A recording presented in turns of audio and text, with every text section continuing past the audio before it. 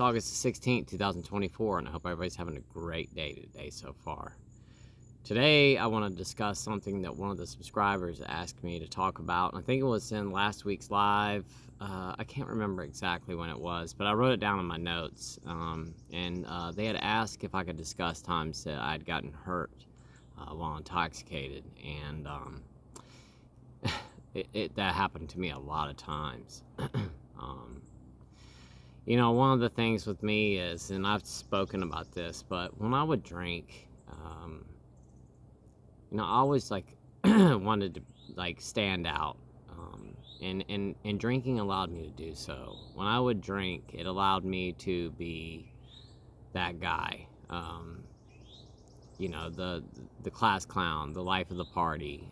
That's who I became when I drank, and that's what I thought for years. That's who I wanted to be, because that's not who I really am deep down inside. I'm actually kind of a quiet person. I don't need to be the center of attention if I'm not intoxicated. But anytime I would drink, that's what I became. I would start getting really loud, obnoxious, and became a daredevil. I think it's the best way to say it. I was always the one that if somebody dared me to do something, I did it. And the thing is that I've got a list of a couple things here, and I could go on and talk about things that I've done drinking for hours, just stupid things that I did intoxicated.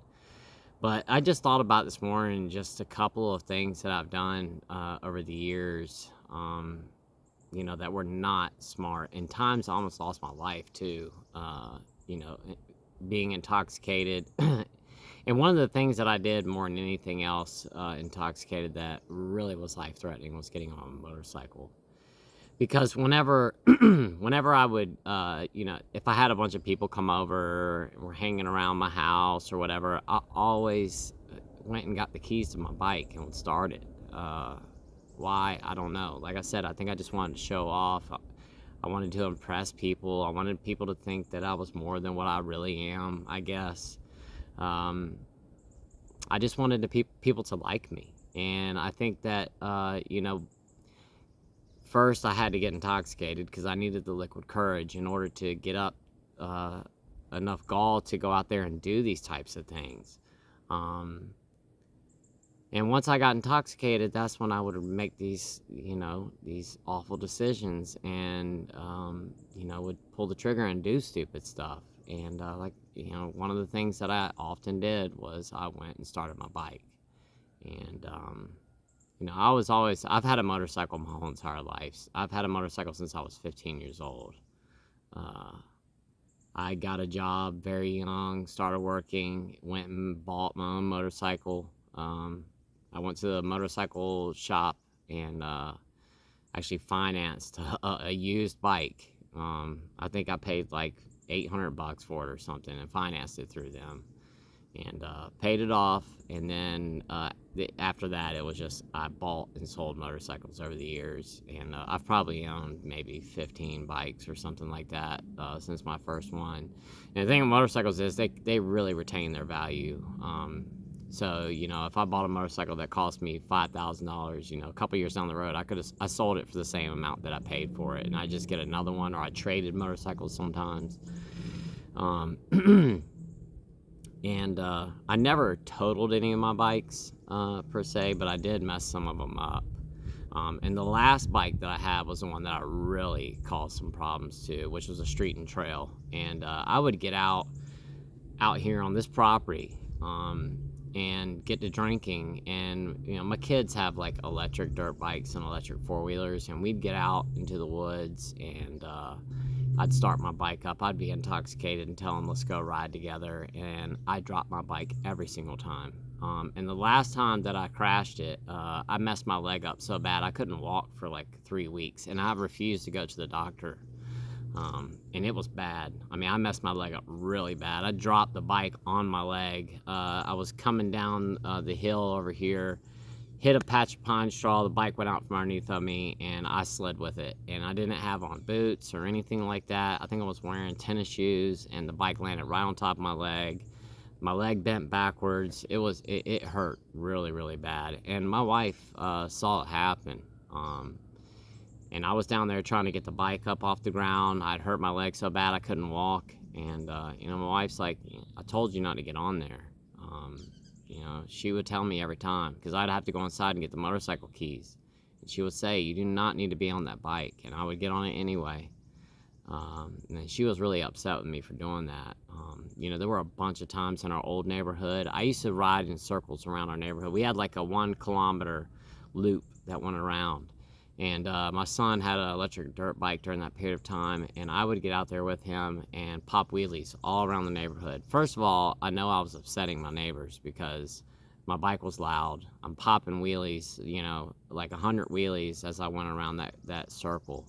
I'd pop a wheelie, walk it for a little bit, drop back down, pop it up again, and my son would be riding along with me, on an electric dirt bike. He wasn't going that fast, but I was out there doing endos, which is like popping the front wheel up and riding it like that, or popping the front tire up and just doing really ridiculous stuff. And I can't tell you how many times I would pop a wheelie and walk it for a little bit and drop the bike.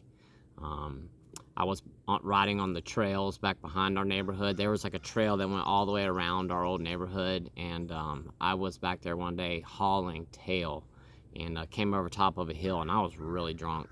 I'd come over top of a hill, hit a patch there was black mud underneath of pine straw. I hit that, the bike slid out from underneath of me.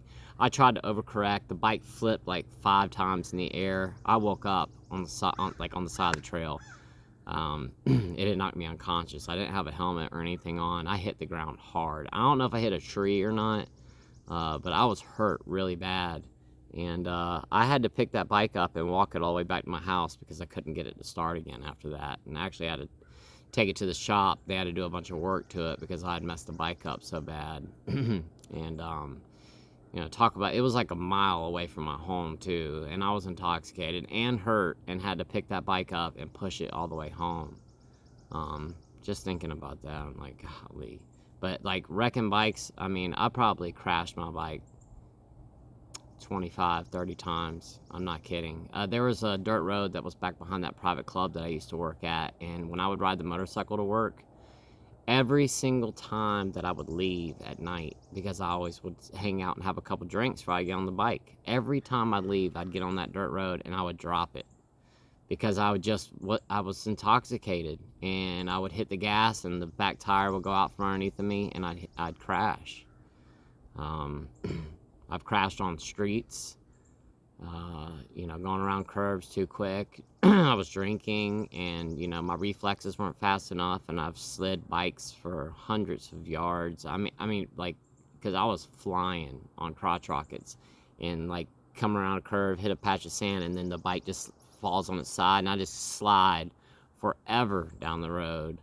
Now, luckily, I never got hurt really bad on the street like that, but I did get hurt riding out in the woods. One time I got into a fight, and I think I've actually told this story, but I had gone to a party with my brother one day, and this guy was actually getting into it with my brother. They were fighting with each other, and I tried to get into the middle of it, and the guy picked me up. I was really just trying to stop the fight, and the guy picked me up and body slammed me. And I have never been body slammed that hard in my life, ever. And I was drunk. We were actually at a party. It was like a daytime party. I think it was a birthday party for one of my employees, as a matter of fact. My brother had gotten out of the Navy and was working at my restaurant as a server while he was going back to college. And so he knew these people as well. And one day they were having like a birthday party, and I went over there with my brother. And like I said, I walked outside, and my brother was getting into a fight with this guy. I don't remember what happened between the two of them, but I went over there just to stop the fight, and the guy picked me up over his head and slammed me on the ground. He had just slammed my brother right before that. I watched him pick my brother up, and my brother is a big guy. My brother's like 6'3" and about almost 300 pounds, and he picked my brother up and slammed him on his back. And that's when I went over there and jumped in and tried to just stop it and defuse it. And the guy picked me up and slammed me on my back. And I hit the ground so hard, it knocked the wind out of me. And the guy, like, like after that, like I told him like that's enough. I don't want any more of this. I was over it at that point. Um, but I woke up like that day. I didn't feel it as bad because I was intoxicated. But the next morning, I woke up and I was supposed to go to a meeting that day. And I had to call my boss and tell her that I had gotten into a mountain biking accident because I was hurt, like really, really bad. I had to go to the doctor. I went to the doctor that day and got a doctor's excuse. And they did x-rays and all that stuff. I had like a whole bunch, I think like 6 or 8 broken ribs. Um, and like I couldn't breathe because of it. It took forever for those to heal, and they still have not fully healed. I could still feel the cracked ribs. And the thing is, when you break ribs, for any of you guys out there have broken ribs, once you've broken your ribs, that's it. Like they hurt for the rest of your life. Especially when it gets cold outside. And I've re-broken those ribs over and over and over again too. Like there was one time that we had a really bad ice storm, and we didn't have power for like 2 weeks, and I was just trying to charge our cell phones.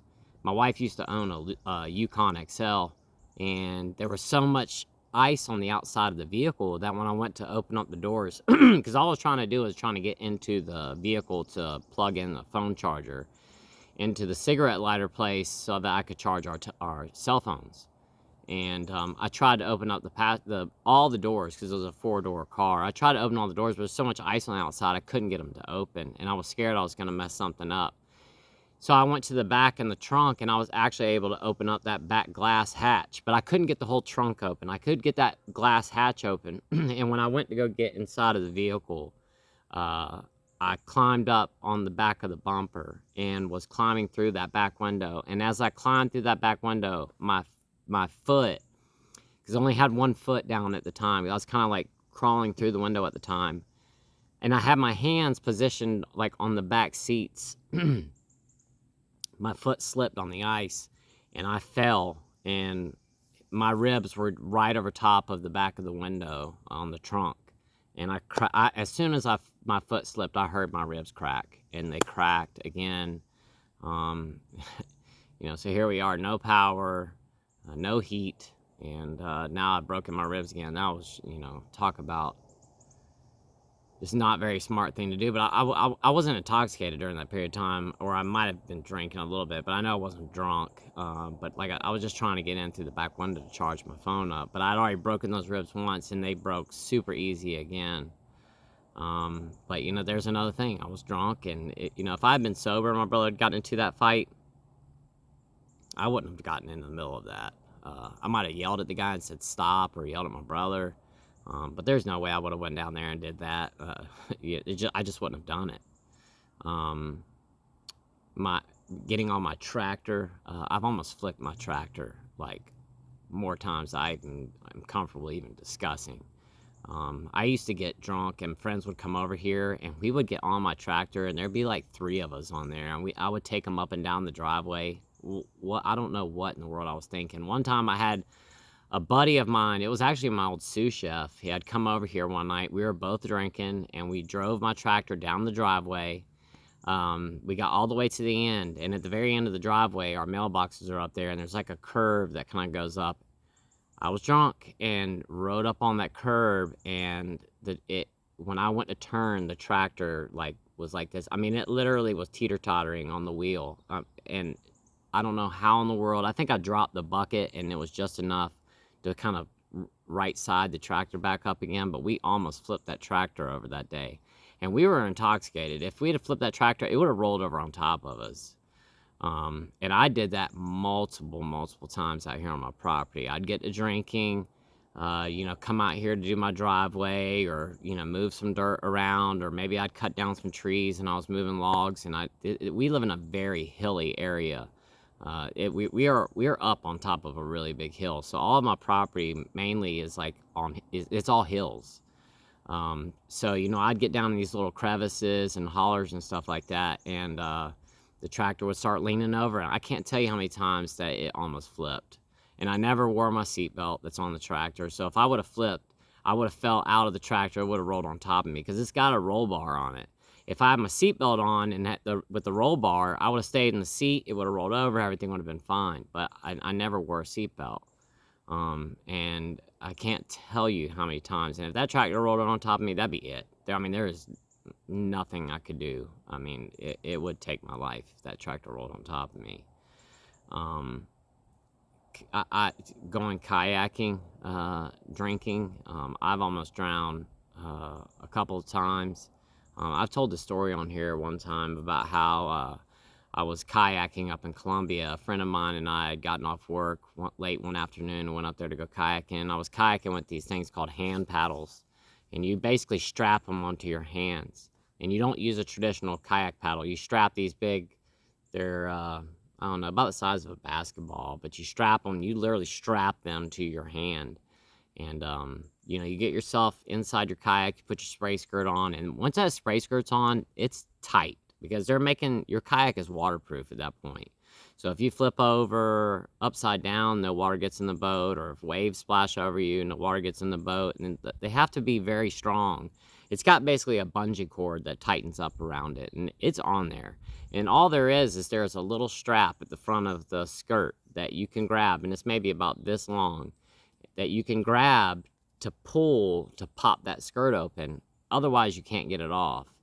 And I got myself in the kayak, got the hand paddle strapped on, and we were paddling down the river, and I flipped over. We had been drinking the whole way up there before we started paddling that day. And, excuse me.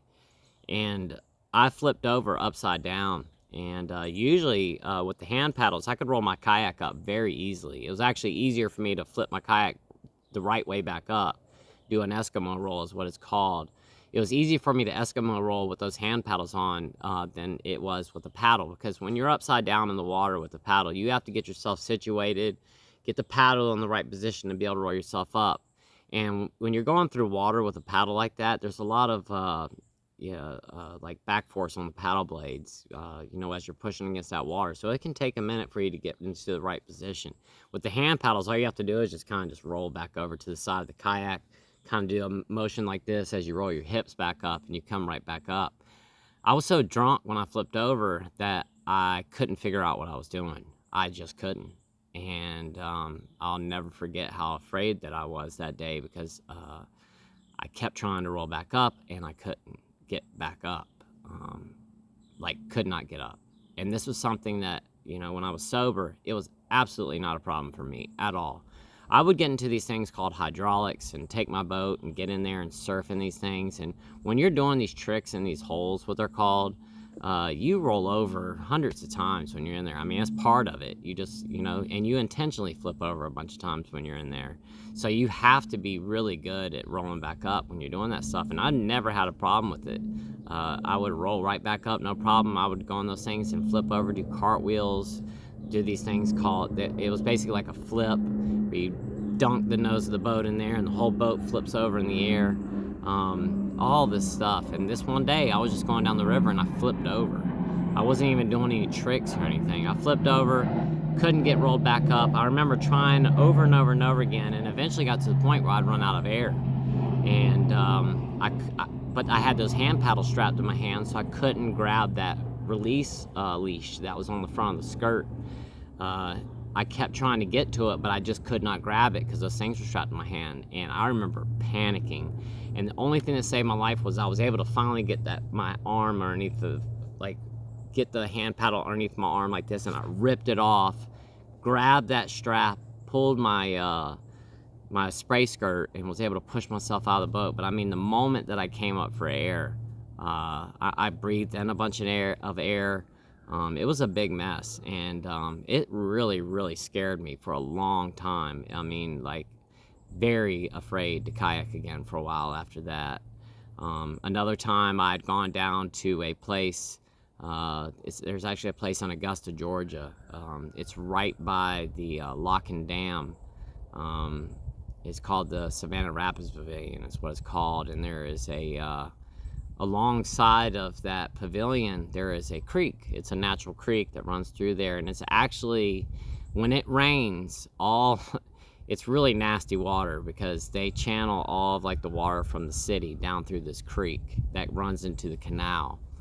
And when that creek is running, it's class 5 whitewater, and it's big whitewater. I mean, big whitewater. And I was down there one day, and I was there with my brother and one of his friends. And we had gone down there. We had had a whole bunch of rain for like 2 weeks. And I decided I wanted to go down there because my brother's friend was a kayaker as well, and he had never kayaked that creek before. So we went down there after a whole bunch of rain, and when we got there, I'm talking about that river, and that creek was flooded with water, huge water.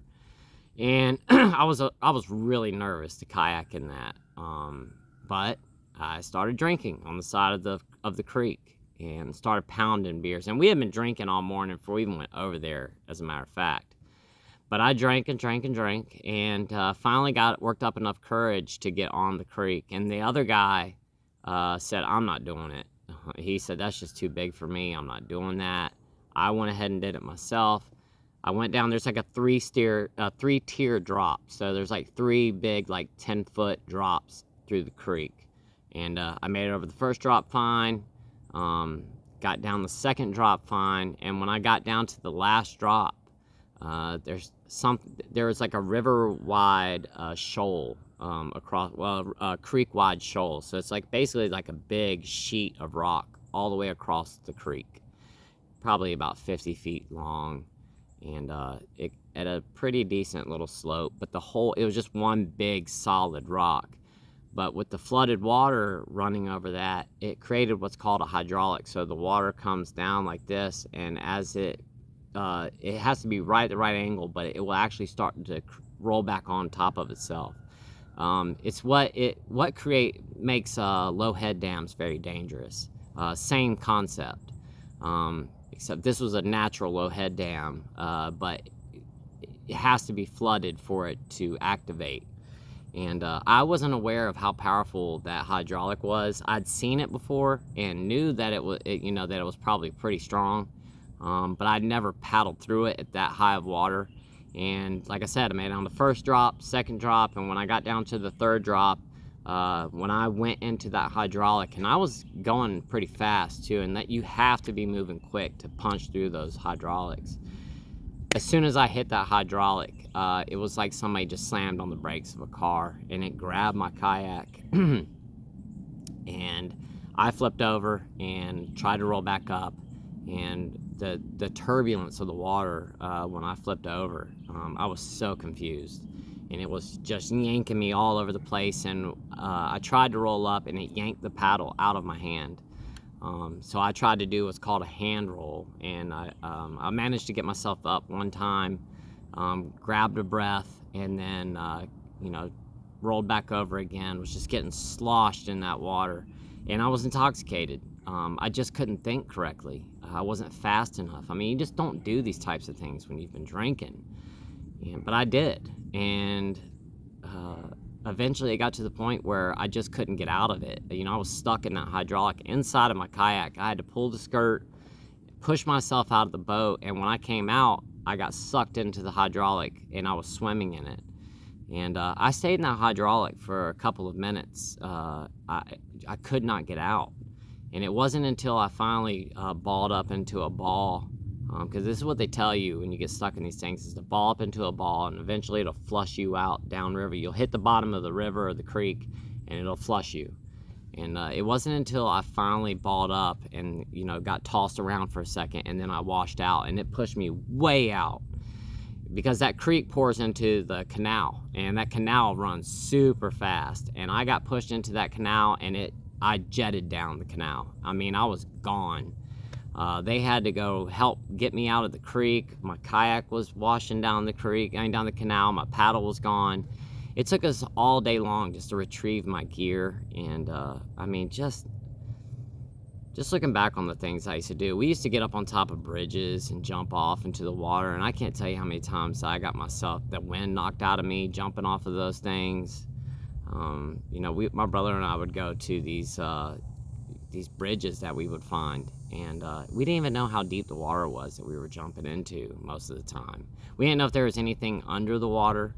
we would just get up to the top of these things and jump off. And I would jump off and sometimes, lean back too far, and I would hit the water with my back, knock the wind out of me. And I can't tell you how many times, too, that I would jump off these bridges and then go into the water and hit the bottom, and my legs would get stuck in the mud. And I remember fighting at the bottom of these like canals and rivers, like trying to get out of this mud as the current starts pushing me down. I remember one time I jumped off this really high railroad bridge, and it was into the canal. I jumped off, went straight into the water. And this water was really deep too, probably 25 feet deep. But when I jumped off that bridge, because we climbed all the way up to the top of the bridge, like the overhang part of the bridge. We climbed up there. I jumped off. My brother jumped off. I hit the water, went all the way to the bottom, and got stuck in the mud. And as soon as I did, the current from the canal pushed me over. So I was laying down in this mud, and I could not get myself out. And I remember thinking to myself, this is it. And I was in my 20s during that period of time, and I thought, this is it. This is it. I'm drunk, and here I am, and I can't get out of this. This is it. Like, no one's ever going to see me again alive. And the thing about it is that I would do those things and then do it again. You would think I would have learned my lesson after the first time, but no, I never did. I mean, I was kayaking with my brother one time. We went on a kayaking trip and camped in the center of the river on this island on the Savannah River. And we drank all day one day. And on the way back, because we camped on that Savannah River for like a whole weekend, and we stayed there for like 2 days. And it rained the whole entire time we were there. We just basically sat in the tent and drank Jack Daniels and beer, and ate cheddar bratwurst the whole entire time. That's all we did. We got so drunk the whole entire time we were there. And the last day that we were there, we woke up that morning, started drinking together early in the morning, and then we decided at some point in the day that it was time to go back. And we loaded up all of our gear and all that stuff, and I started paddling back in my kayak, and I flipped upside down. And when I did, I couldn't remember how to roll back up. I just couldn't remember what I was supposed to do. And there I was, upside down in the middle of the river. I had all this gear in my kayak, so it was like extra heavy. I tried rolling back up, couldn't do it. I had to bail out of my boat. The boat got filled with water, and those boats are like 60, 70 gallons. Water's 8 pounds a gallon, so do the math on that. You're talking 500-600 pounds of water that's inside that kayak, and I'm out in the middle of a river that's like a quarter of a mile wide, and I had to swim that boat back to shore with all of my stuff in it. And if I hadn't have been drunk, I would have rolled right back up, no problem. I probably would have never even rolled over to begin with if I hadn't have been intoxicated. But just thinking back of all the dumb things that I did when I was intoxicated, all the times I almost lost my life, the times, I seriously could talk about this for hours and hours and hours.